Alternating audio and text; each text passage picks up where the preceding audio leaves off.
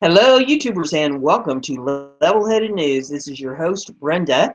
I have 8 articles in this episode for you. All the URLs are in the description of the video for your convenience. First one here is off of Freedom Outpost, and it says Bundy Ranch jury in deliberations.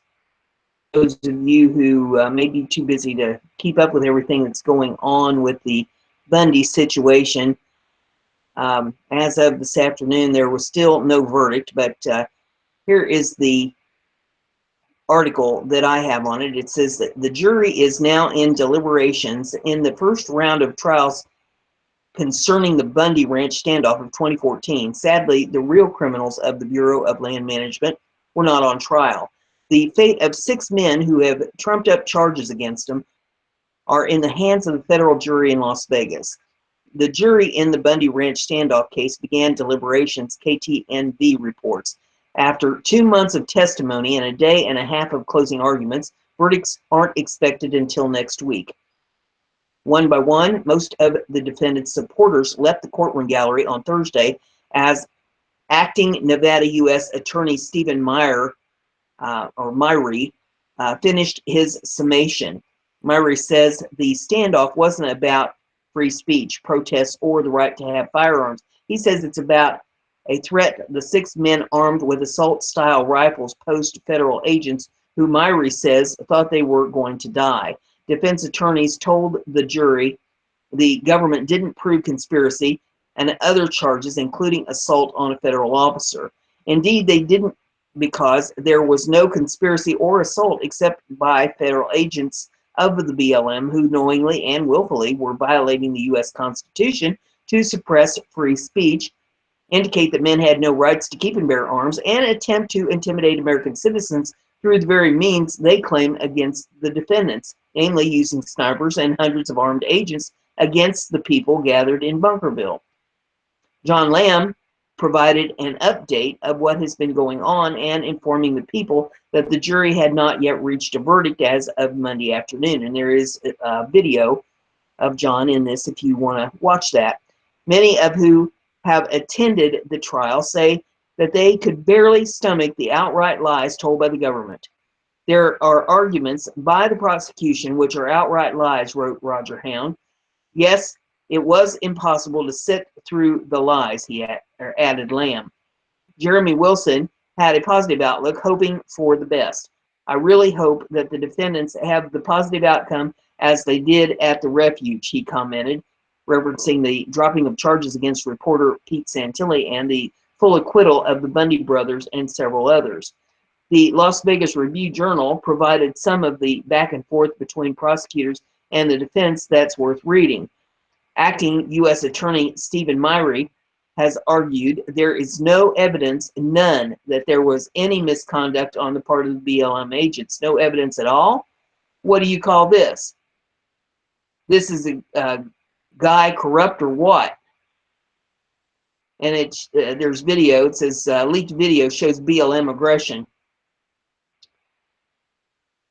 The defense put to bed all accusations against the men. Some of the accusations were downright hypocritical. There is no Second Amendment rights to threaten someone with a gun, nor is there a First Amendment right to threaten someone, Myrie said. So what were those hundreds of armed agents doing, threatening people gathered at the Bundy Ranch with? Oh, that's right, guns.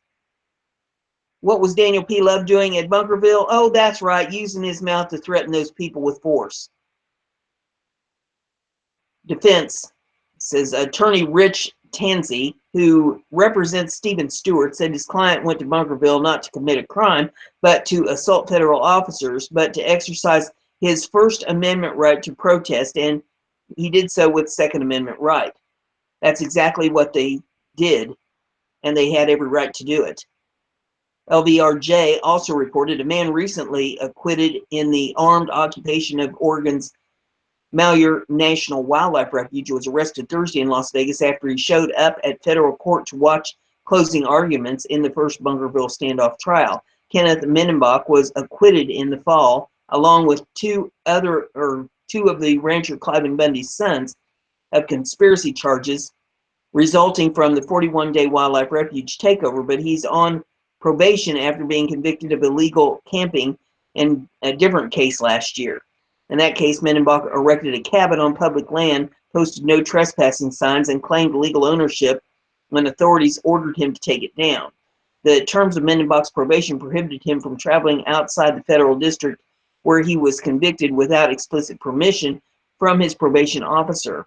His lawyer, Matthew Schindler, said Mendenbach asked his probation officer if he could leave to attend the trial in Bunkerville, where passionate supporters of anti-federalist movement have packed courtroom benches for weeks. The probation officer said no. Mendenbach decided to travel to Nevada anyway and was arrested for violating his probation. Well, what can I say? It was not a smart move on Mendenbach's part. Now, thousands are praying that the jury will see through the smoke and mirrors of the central government and deliver more acquittals for these men who were simply standing with honest American citizens and the Constitution against a tyrannical beast and its agents of lawlessness. It's funny, people want brave men to stand. They want heroes. They claim to desire men of valor and courage and conviction, but when those men take a stand, people abandon or ridicule them. Shame on those people who have done so to these men and men like them. If you wish to help any of these men who are still political prisoners being held against their will from their families because they stood against tyranny, there's a link you can click on in this that'll take you to a place where you can help them. If you would like to support a house in Nevada that's caring for the wives and children of these men as they attend the trials, there's another link that you can click on. Don't forget to like Freedom Outpost on Facebook, Google+, and Twitter. You can also get Freedom Outpost delivered to your Amazon Kindle device if you click a link in this, where you can get more news. The next article that I have for you is off Fox News, and it says, Fresno shooting rampage. Suspect who shot dead 3 wanted to kill as many people as possible, police say. Police said the man who killed 3 people on a shooting spree in downtown Fresno, California on Tuesday while shouting Allah Akbar wanted to kill as many people as possible after a warrant was released for his arrest in the murder of a motel security guard last week. Fresno Police Chief Jerry Dyer said Corey Ali Muhammad, age 39, knew he was being searched for and he decided he was going to kill more people. According to Dyer, Muhammad surrendered to officers at the scene and told police, "You guys are looking for me." Police do not think the shooting spree was tied to terrorism and was solely based on race, as the victims were white males. Muhammad went by the nickname Black Jesus and has made posts against white people and the government on his Facebook page. These individuals who were chosen today did not do anything to deserve what they got, Dyer said. These people, well, gee whiz, let me try that again. These were unprovoked attacks by an individual that was intent on carrying out homicides today. He did that.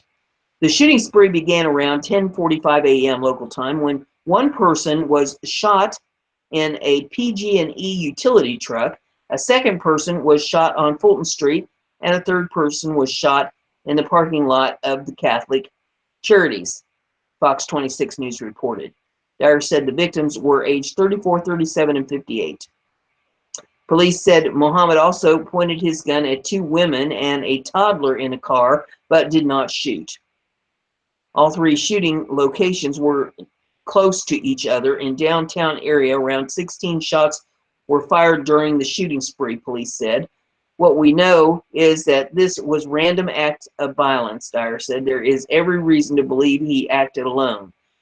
Stephen Hughes, age 66, said he and his wife rushed home after receiving a frantic call from a neighbor. Hughes came home to see a body draped in a blanket on the sidewalk leading to his front door. His first thought the shooting was gang-related, but then he noticed the bag of groceries near the body. The guy doesn't look like a drug guy. It looks like a guy carrying his groceries home from the store, Hughes said. Muhammad was already wanted in connection to the killing of an unarmed security guard at a Motel 6 last week. Police said he now faces 4 counts of murder and 2 counts of attempted murder, according to court records. It's too soon to say whether Muhammad, who was homeless, had ties to any militant groups or causes, Dyer said. Muhammad has a criminal history that includes arrests on weapons, drugs, and false imprisonment charges and making terrorist threats, police say. He had been associated with gangs but was not a validated member.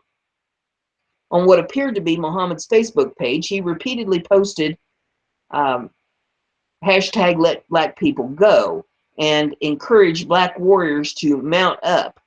A flurry of posts emerged in the past day.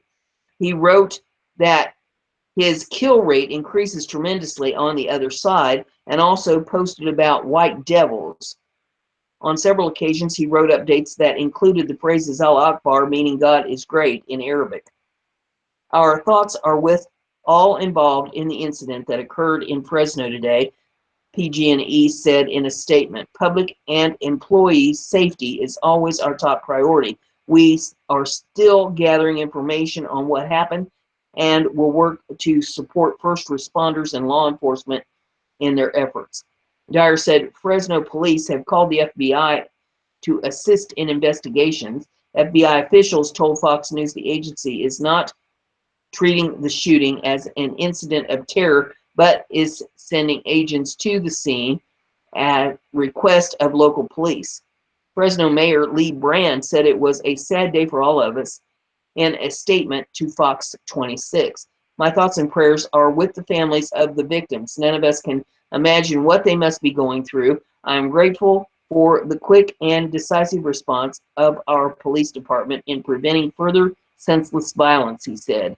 If there were ways to prevent tragedies like this in the future, I would not hesitate in using them. Again, my heart goes out to the families that lost loved ones today.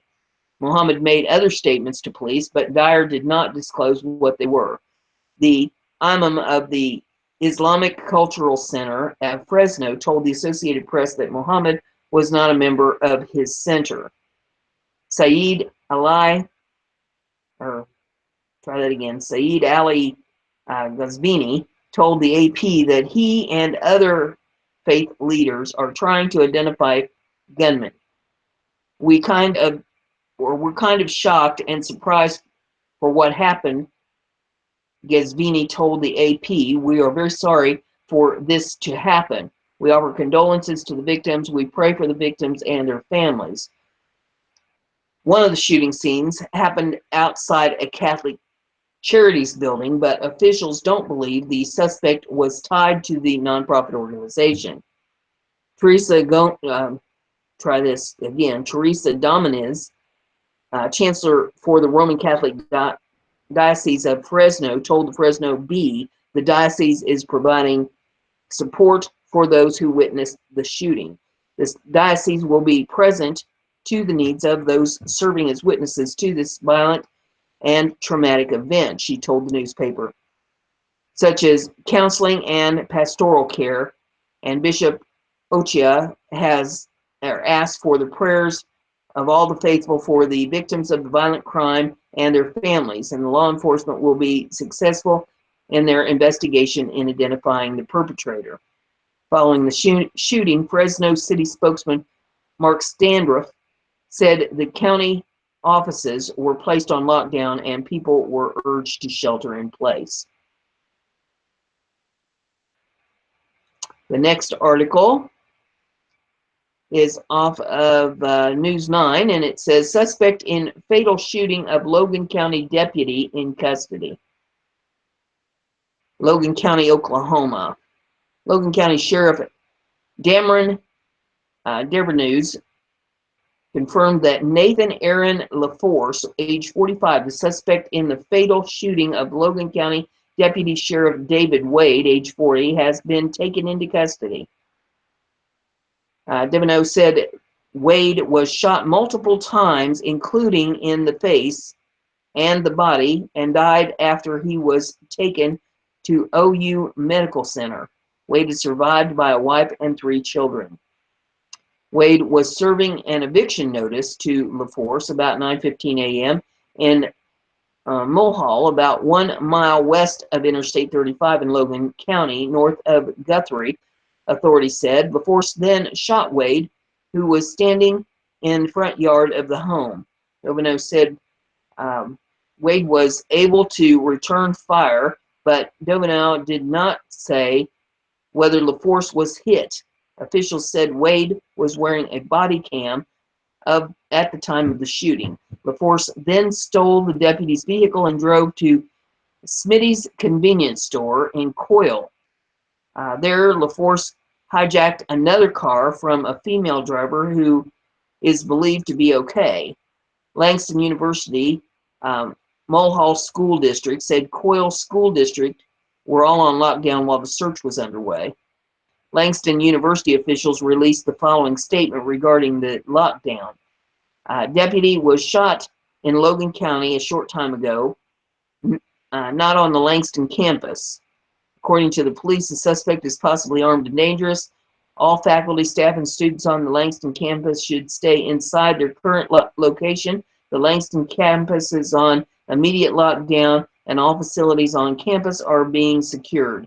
If you're on campus, go into the nearest available room and lock the door. If you are not on campus, please delay your arrival. Follow instructions from university officials or local authorities. Do not allow building access to anyone without a valid university ID. Police and security officers have been stationed at certain points on the campus to direct traffic and assist individuals. Police are investigating the incident. Please monitor your local news stations and continue to monitor your campus email and alerts for more information and updates. LaForce has a criminal history, including multiple misdemeanors. In 2001, LaForce pled guilty to pointing a firearm and eluding police. In 2012, he pled guilty to unauthorized use of a vehicle and possession of stolen vehicle. In 2015, he was charged with kidnapping, child endangerment, and domestic abuse. Oklahoma County Commissioner Brian Muggin, chairman of the Board of County Commissioners, issued the following statement on Tuesday. It says, I have ordered flags on county property lowered to half-staff in memory of Logan County Deputy Sheriff David Wade, who gave his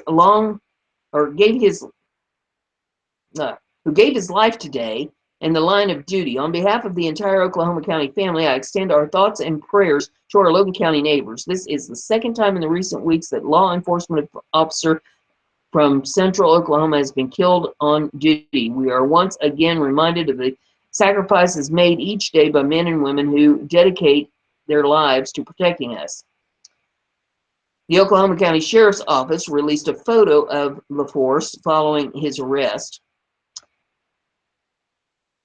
And then Oklahoma Sheriff puts out a tweet, says, Nathan LaForce in custody, accused of murdering Logan County deputy.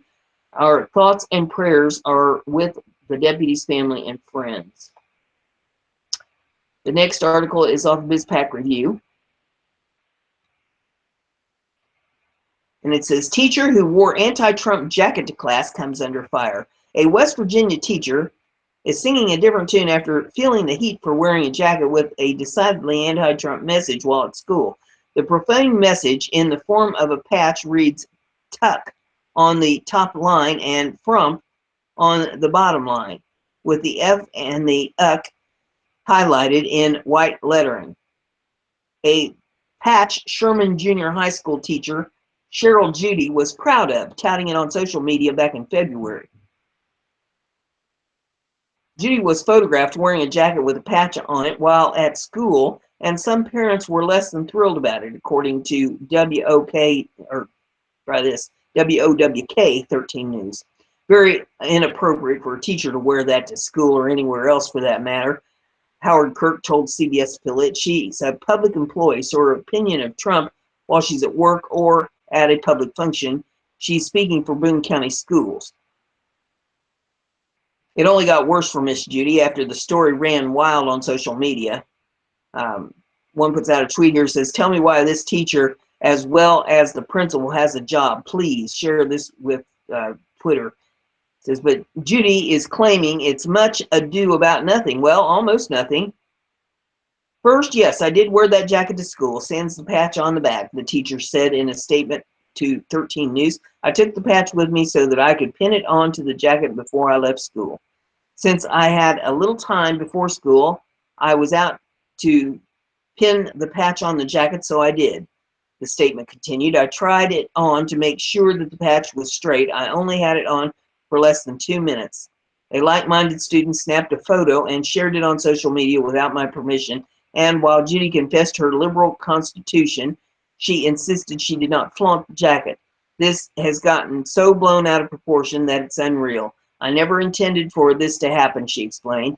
I did not put the jacket back on and made sure the patch was not exposed until I was well away from the school.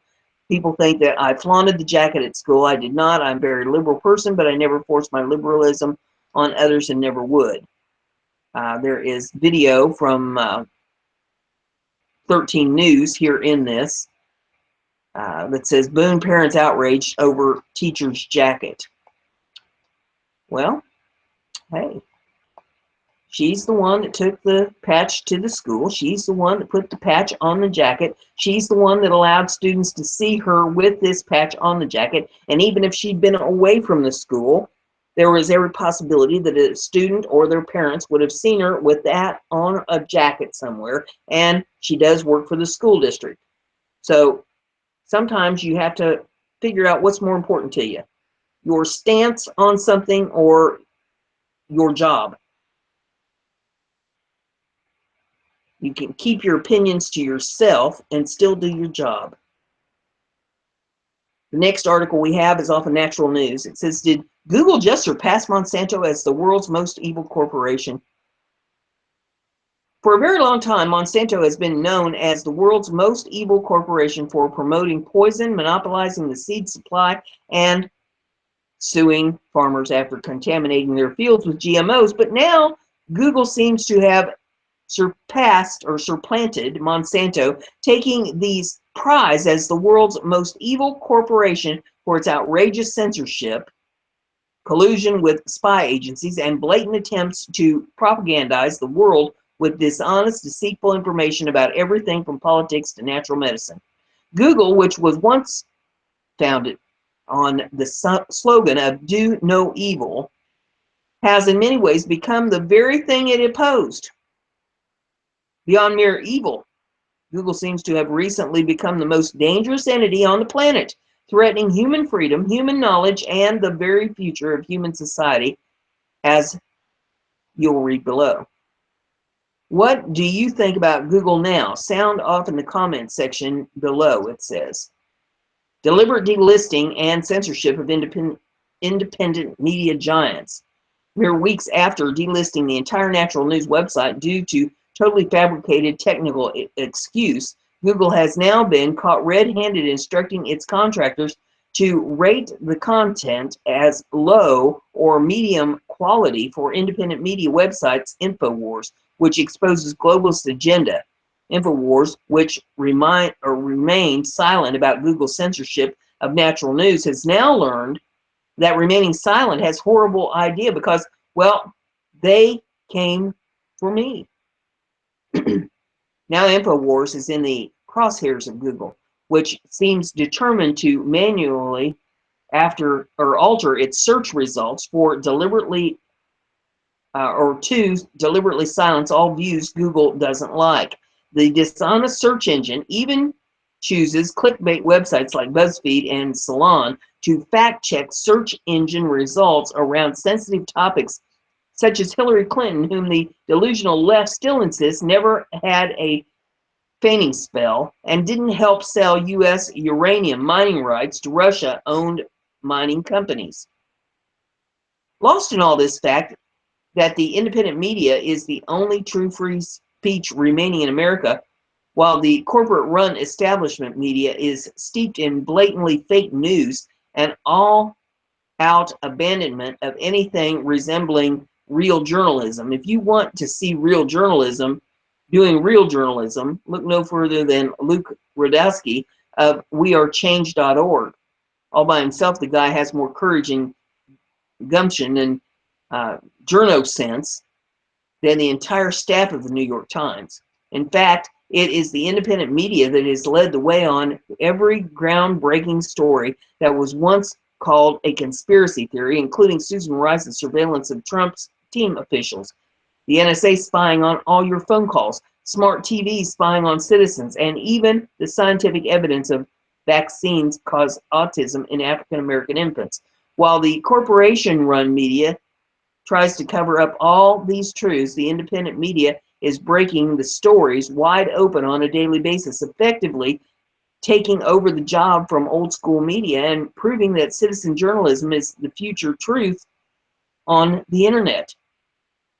The rising new media, in other words, is making the old media look incredibly incompetent, which is why Google is now desperately trying to silence the new media and protect the old media monopolies from their impending collapse.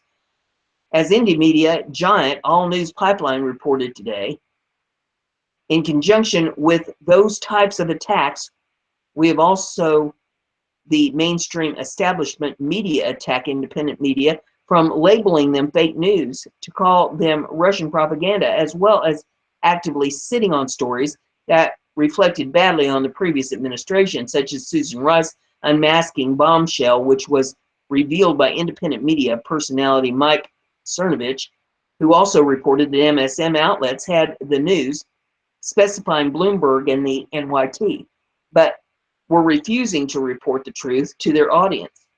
That was proven true when Bloomberg published their article over 14 hours later, confirming that Cernovich's blockbuster exclusive report was true. No wonder Google is trying to desperately destroy and censor the independent media. We're winning at every level. That's because humanity wants to be free, and it's only through censorship, oppression, and Google-style ministry of truth destruction of human knowledge and humanity can be kept enslaved.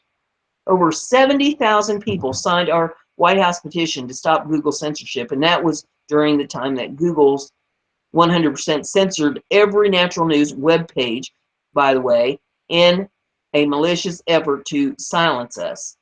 Google targets independent media for economic destruction, carries out economic sabotage against independent voices who question the status quo.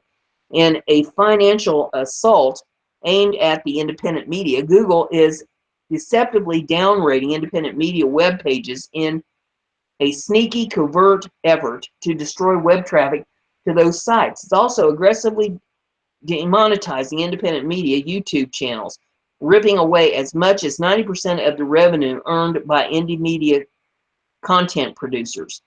This is, of course, a form of economic sabotage against the independent media deliberately waged by Google against the most important new voices of our generation. Google's attempts to silence indie media voices is just as damning and destructive as historical efforts to silence people like Martin Luther King Jr., who fought for human freedom and awakening and was killed for doing so, of course. Would Google have stood up for MLK Jr. versus the establishment status quo? Not a chance. Just as damning is Google's all-in protectionist schemes to protect the profits of Big Pharma by tweaking search algorithms to favor pro-drug results while suppressing natural remedies and holistic medicine, which represent the only real solution to our current healthcare crisis, by the way. Did you know that Google AdWords blocked the Health Ranger store from remarketing advertising because we sell superfoods and herbal remedies? We were told that because we offer medicinal mushrooms, we are selling what they claimed is medicine that obviously might threaten the profits of Big Pharma. Not that we want to hand money over to Google anyway, but it sure is informative to know that we've been banned for the simple reason that we offer safe, affordable, scientifically validated natural remedies that help save lives. Apparently, saving lives with natural medicine is despised by Google. On every topic imaginable, Google is opposed to freedom, humanity, health, and happiness. It allies itself with the most destructive forces on our planet to suppress and enslave humankind. On every topic you can think of, natural medicine, independent media, GMOs, economic freedom, medical choice, pesticides, the abortion industry, infectious disease, etc., Google has now aligned itself with the most evil, destructive, and criminal forces across our world. It is now apparent to an ever-increasing number of people that Google has become the enabler of mass human death, destruction, and suffering while censoring freedom, truth, and awakening. What do you think about all this? Do you agree that Google is steeped in evil? Beyond promoting discredited mainstream news sources, CNN, New York Times, etc., that seek the absolute destruction of liberty, health, and objective truth, Google has also gone all in for spying on its own users, suppressing human knowledge, and enriching the most evil corporations on the planet, such as Monsanto, Merrick, Syngenta, Nestle, etc. Starting with banning independent media from Google, News is now openly encouraging penalties against indie media news sites. Google seems determined to enslave humanity in a delusional bubble of false information from official sources that only know how to lie. Those sources, of course, all tend to be leftist, liberal sources that have now repeatedly shown they are completely intolerant of all opposing views, labeling them hate speech, even if they are reasoned, rational analysis or opinions. In effect, Google has become an extension of the intolerance of its employees and executives, and it is wielding its search engine results as a weapon against human knowledge to usher in a new era of left-leaning totalitarianism that prevents or pretends to be truth. If you add it all up, it sure looks like Google wants to enslave humanity, destroy independent thought, silence voices of reason, and dominate humanity's future. And it is very close to achieving all of those sinister goals right now. If you use Google or own Google stock shares, you might be supporting evil without even knowing it. The upshot of all this is if you use Google in any way, Google search, Google Analytics, Google AdWords, etc., you are supporting what might be the most evil corporate entity on the planet. It's also true if you own Google shares, by the way, because just owning such shares provides financial capital to the corporate entity that originally sold those shares. If you're not an evil person, you need to think twice about using Google or owning Google shares. Upon closer inspection, you may find that Google's actions violate your own human ethics and contradict the very things you believe are important for keeping humanity informed, aware, and free as possible.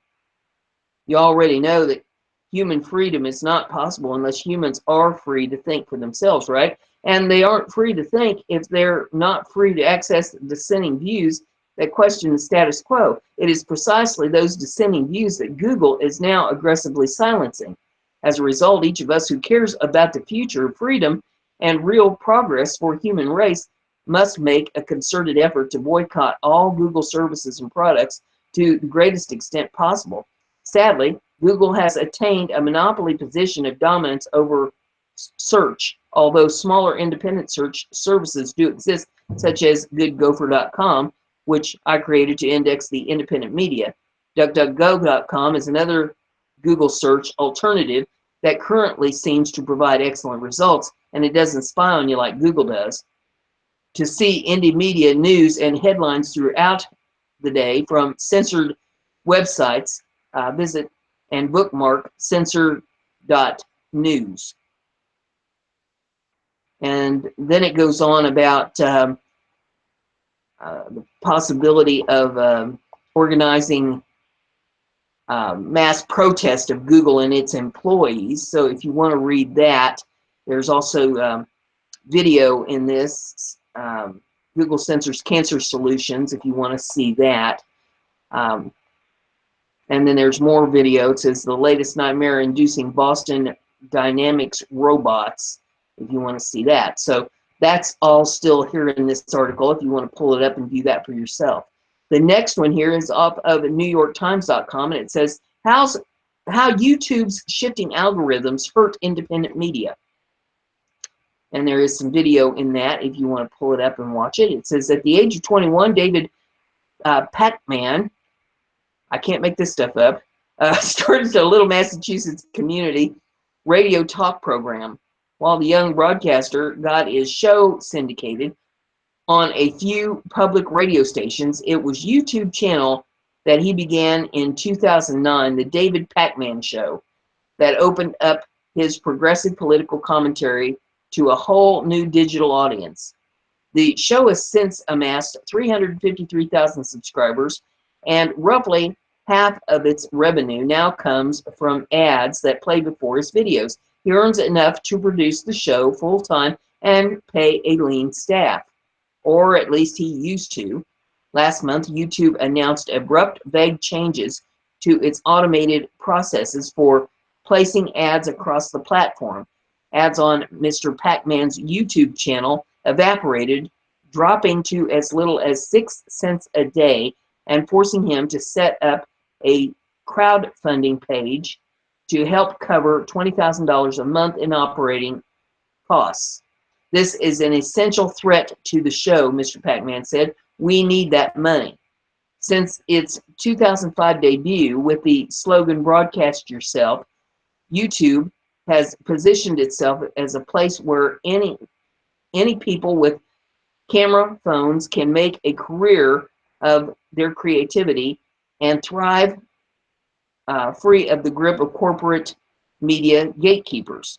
But in order to share the advertising wealth, a user base of more than 1 billion can provide independent producers like Mr. Pakman, but must satisfy the demands of YouTube's unfeeling, opaque, and shifting algorithms.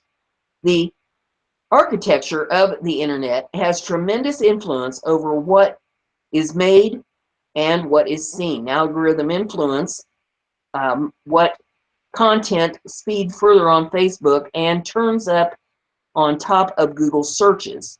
YouTube process for mechanically pulling ads from videos is particularly concerning because it takes aim at whole topics of conversation that could be perceived as potentially offensive to advertisers, and because it so often misfires. It risks suppressing political commentary and jokes. It puts the wild, independent internet in danger of becoming more boring than TV. YouTube's most serious ad change yet came in the wake of reports from the Times of London and the Wall Street Journal that ads were appearing on YouTube videos that espoused extremism and hate speech. When major advertisers like AT&T and Johnson & Johnson withdrew their spots, YouTube announced that it would try to make the site more palatable to advertisers by taking a tougher stance on hateful, offensive, and derogatory content. But according to YouTube creators, that shift has also punished video makers who bear no resemblance to terrorist sympathizers and racists. YouTube comedians, political commentators, and experts on the subjects from military arms to video games have reported being squeezed by ad shakeup. Often in videos they've posted on YouTube. On the site, it's known as ad apocalypse. The topics Mr. Pakman's videos are no more controversial than the programming typically found on CNN or the local news. In fact, because his show is also broadcast over radio, it adheres strictly to FCC content rules. But the show takes pride in its independence from corporate ownership. I have no boss above me, Mr. Pakman said, and because of YouTube's automated ad system, I've never had any contact with advertisers, so it's impossible for me to sell out to satisfy them. Instead, he's subject to the whims of the algorithm. To rein in its sprawling video empire, 400 hours of videos are uploaded to the platform every minute. YouTube users machine learning systems that can't always discern context or distinguish commentary or humor from hate speech. That limitation means that YouTube routinely pulls ads from content deemed not advertiser friendly. That includes depictions of violence or drug use, sexual humor, and controversial or sensitive subjects, including war and natural disasters. YouTube has previously blocked ads on Mr. Pakman's news videos referring to ISIS, church bombing, and assassination of Russian diplomat. YouTube creator can appeal the decision to a human who will watch the video, but the recent changes have upended the usual process, often leaving creator without an official channel for appeal. Recently, ad changes have hit home, or try that again. Recent ad changes have hit some of YouTube's most popular channels. The comedy channel, H3H3 Productions, has seen YouTube's system grow stricter in recent weeks, while Military Arms Channel, which tests and reviews firearms, has registered a complete drop in ad revenue before rebounding to 25% of its usual income. Felix Kjellberg, a widely successful comedy and video game vlogger known as PewDiePie, lost development deals with YouTube and Disney-owned Maker Studios after the Wall Street Journal reported on a proliferation of Hitler referenced in his video. Mr. Kjellberg apologized for what he called jokes that went too far, but he's also seen programmatic ads yanked from portions of his video, and he has become a symbol of the resistance to the apocalypse. He's taken to churning out satirical videos, presenting himself as the brand-safe character, family-friendly Felix. Last month's changes signaled that YouTube's rules have become even stricter and less clear. YouTube announced that it was leading advertisers toward content that meets a higher level of brand safety. YouTube gave creators no further hints on what that means, just issuing the blanket message telling them that they may experience fluctuations in revenue as the new system's fine-tuned. It's getting so bad that you can't even speak your mind or be honest without fear of losing money and being not brand friendly, said Ethan Klein, the creator of H3H3. YouTube is on the fast track to becoming Disney vlogger. Beautiful young people that wouldn't say anything controversial and are always happy. This is not the algorithm's fault. People create these systems, and they are sensitive to bad press and skittish advertisers. The YouTube ad crisis and the company's response also speaks to a persistent public misunderstanding of the worth of digital creators. The mainstream media barely engages with YouTube videos as an artistic product in the way it does traditional television and films. Coverage is focused on how much money YouTube stars make, how improbably famous they are among teenagers, and now on small number of racist and extremist videos that have slipped through the cracks of the ad system. Jamie Byrne, director of creators and enterprise at YouTube, said that concerned companies had requested tougher controls to keep their ad dollars flowing. For creators to flourish on platforms, we need an incredibly strong advertising community engaged on YouTube as well, he said. He hopes that the ad system learn to decipher context and advertisers relax, creators will see greater returns. Media power has consolidated in the past several decades with a smaller crew of billionaires controlling journalism and entertainment. The internet was supposed to offer an opportunity for a diverse group of upstarts to challenge the corporate structure, but the same consolidation of power has happened online. Independent blogs have been shut down or snapped up by bigger companies. YouTube has long been owned by Google, which has gobbled up a greater share of online ad revenue in recent years.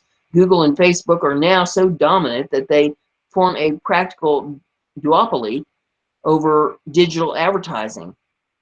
Meanwhile, YouTube is making a run at Netflix with its original content subscription service, YouTube Red, and going after television with YouTube TV, which allows subscribers to stream TV channels online for $35 a month.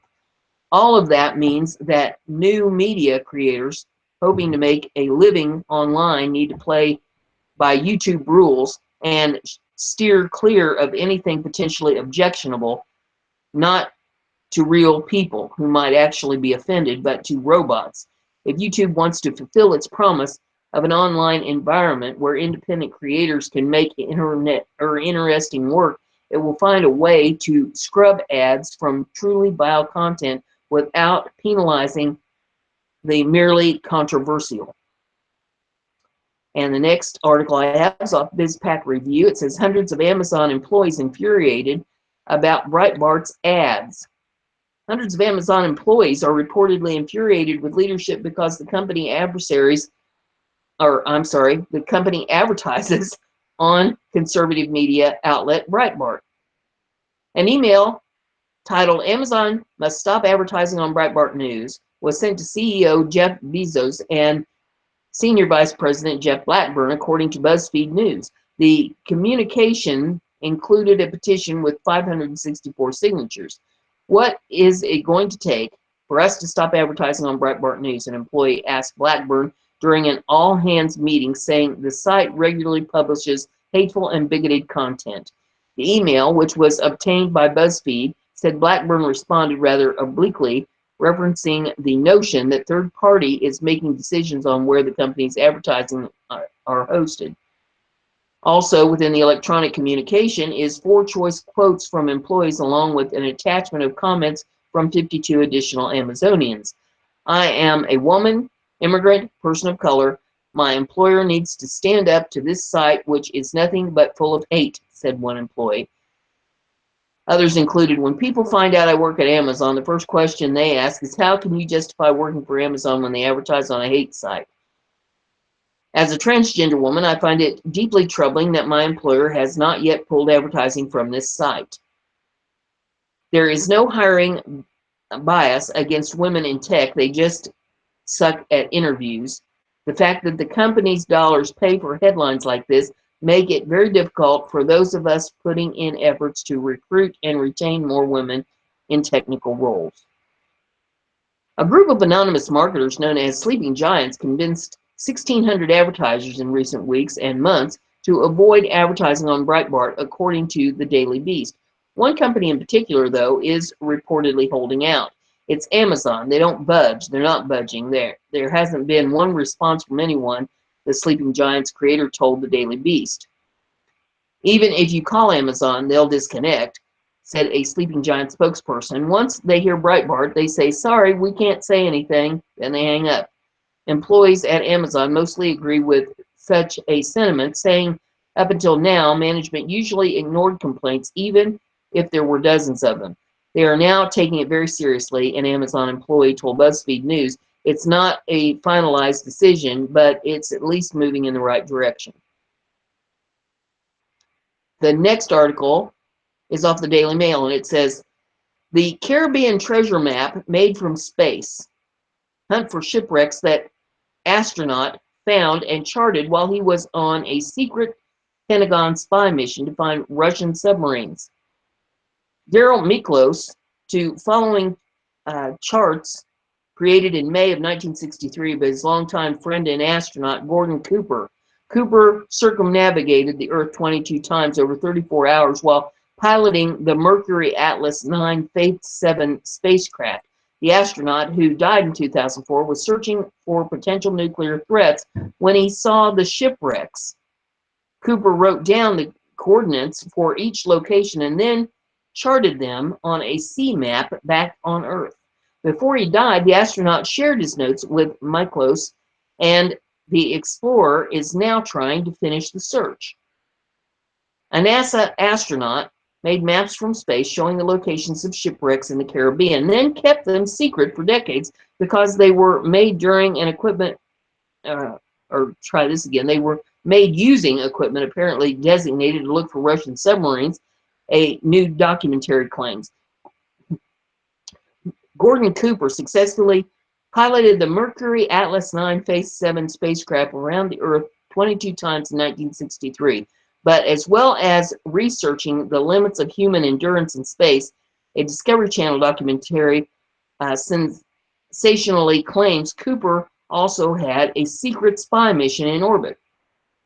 Shipwreck hunter Daryl Miklos says Cooper had a special DoD mission while he was orbiting the Earth and was using special long-range detection equipment to look for nuclear threats, which likely means Russian submarines or nuclear missile sites. And Miklos says Cooper also noted the position of Caribbean shipwrecks while he conducted his spy mission and created a map on his return to Earth. The shipwreck hunter claims his longtime friend Cooper gave him the maps after he was diagnosed with Parkinson's and then died in 2004.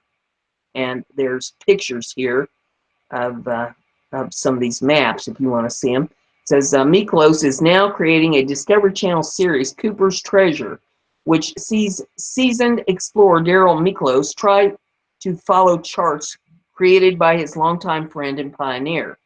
During Cooper's almost 24 circumnavigations, the astronaut and avid treasure hunter began marking down the coordinates for what he believed to be shipwrecks he saw dotted across the Caribbean and Bahamas. And Miklos even claims one of the wreck sites could be the lost fleet of Christopher Columbus. I think he had a special Department of Defense mission, Miklos said. They were utilizing some kind of long-range detection equipment to look for nuclear threats. After returning to land, Cooper used those notes and charted them out a sea map, identifying more than 100 potential locations where unimaginable treasure and riches could be waiting at the bottom of the sea. For more than 4 decades, the space explorer kept his findings secret. But then, when he was diagnosed with Parkinson's disease, Cooper decided to pass on his theory to Miklos, who he had known since a chance meeting in 1978 when the explorer's father was a guest on the Merv Griffin show the same night he was.